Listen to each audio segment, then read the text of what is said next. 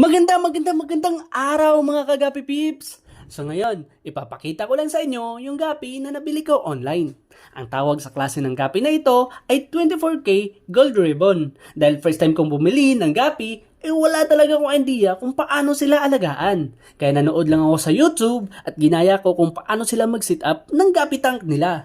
At dahil wala pa akong aquarium, ang ginamit ko dito ay yung nakatambak na lumang balde namin. Nilagyan ko lang ito ng tubig at hinayaan for 3 days, tsaka ko nilagay ang aking mga nabiling gapi. Dahil nga wala pa tayong budget para sa air pump, nilagyan ko na lang yung gapi tank ko ng aquatic plants.